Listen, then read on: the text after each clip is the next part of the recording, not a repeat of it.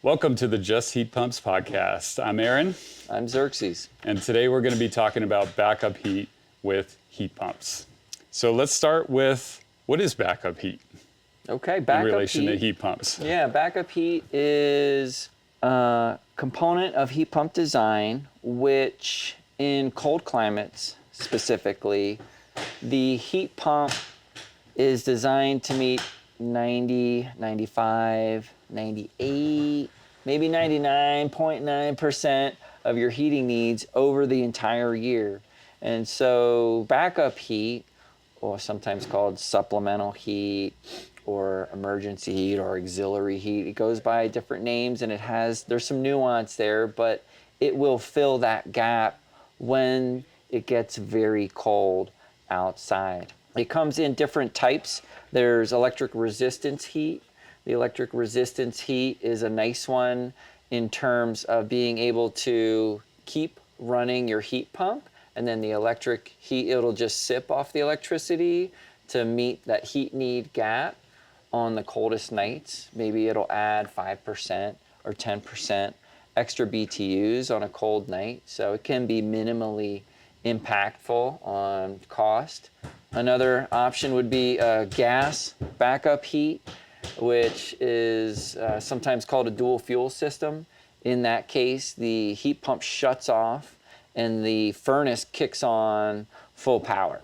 Or sometimes it'll have two stages, and some of the most advanced furnaces will be variable, but basically you cannot run both at the same time. It's either or.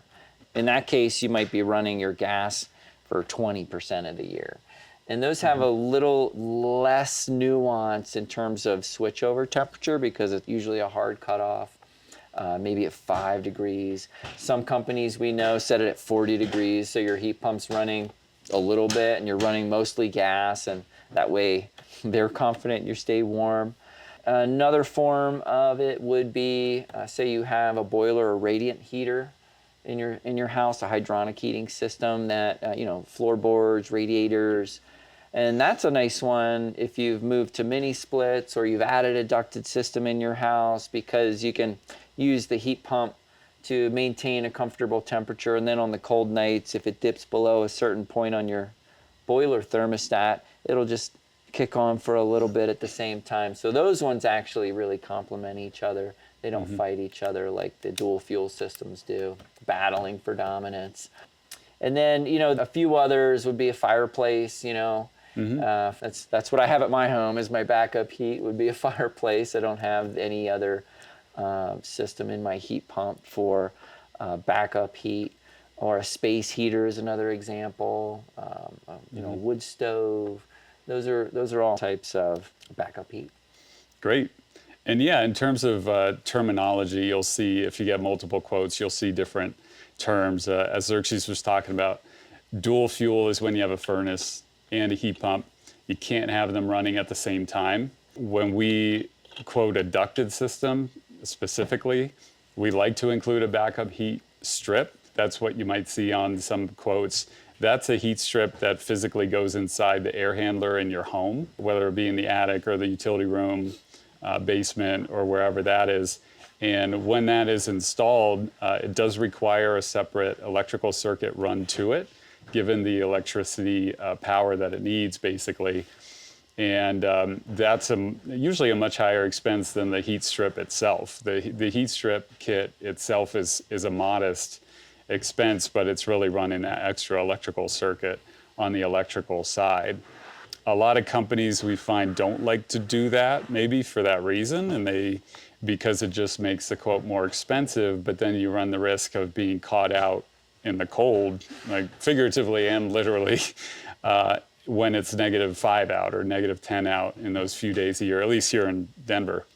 And then, so we like to include the heat kit usually in ducted systems, and then mini split systems or multi-zone systems do not have backup heat options that we're aware of, at least now.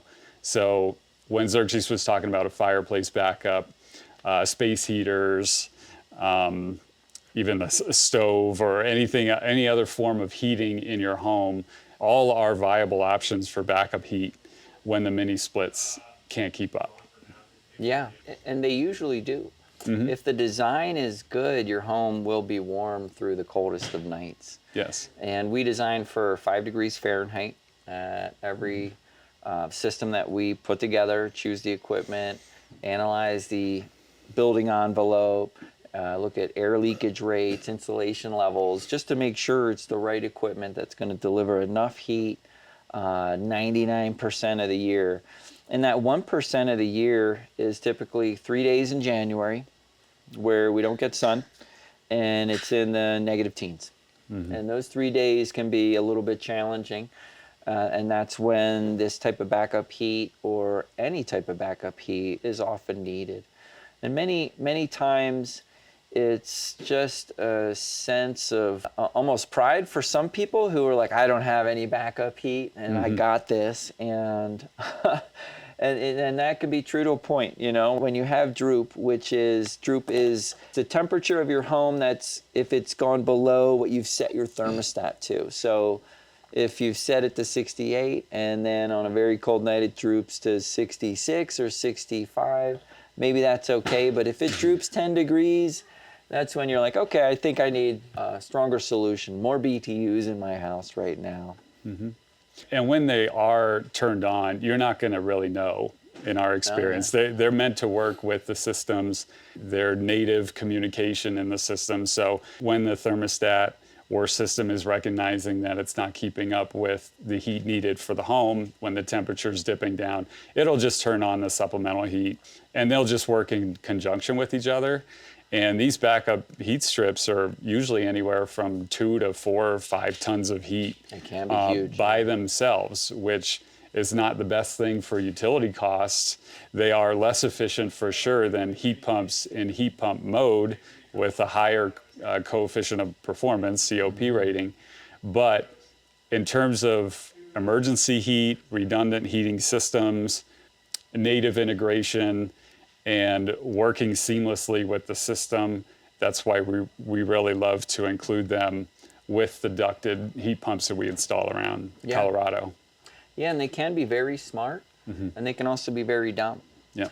Right, and that depends typically on the design of the system as well as the thermostat you've chosen.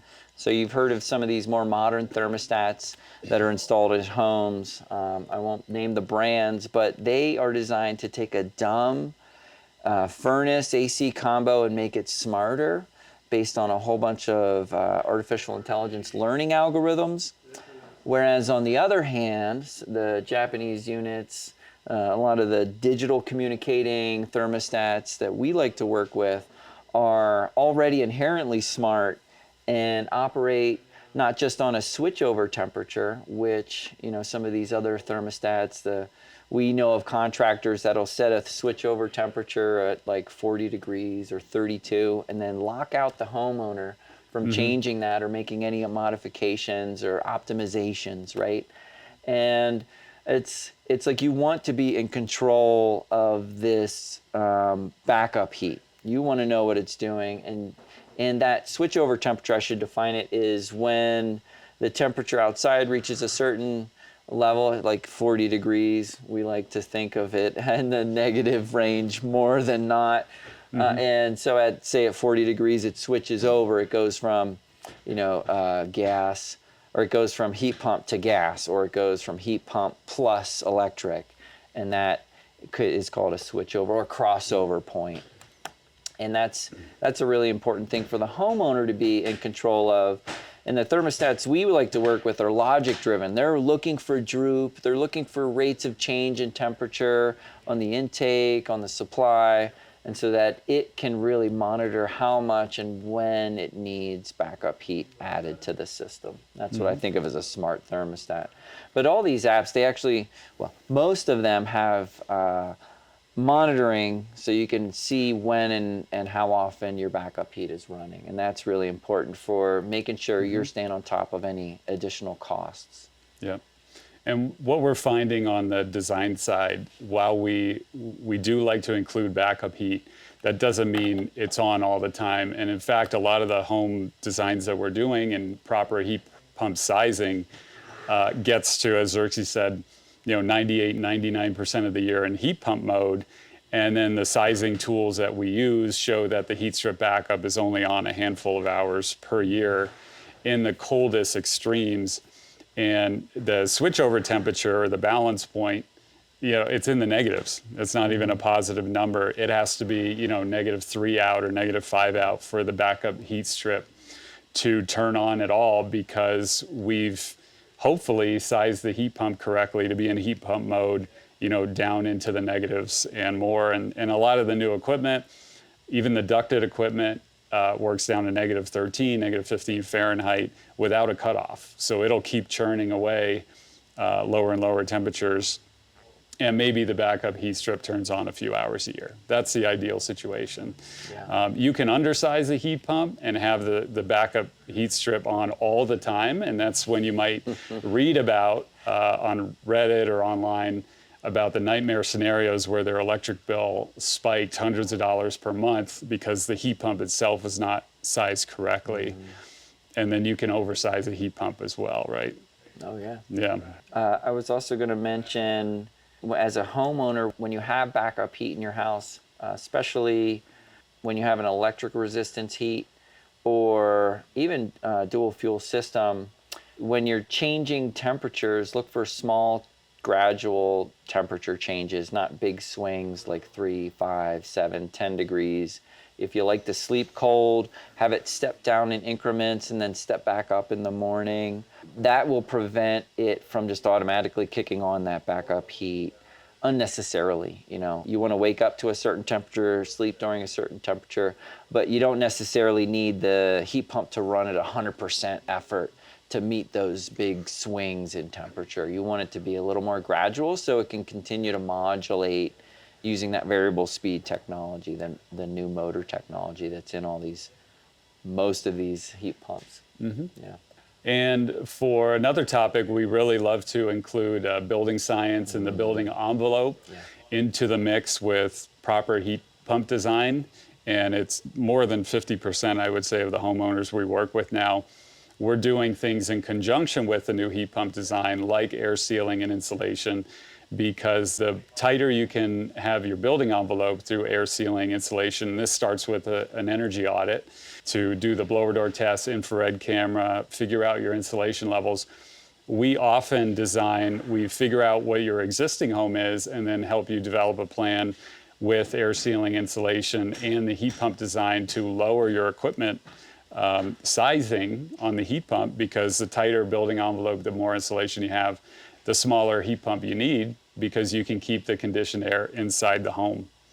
And sometimes we can lower the heat pump size by a half a ton or a ton or more, and it's just a more comfortable home, and your utility bills will be that much less.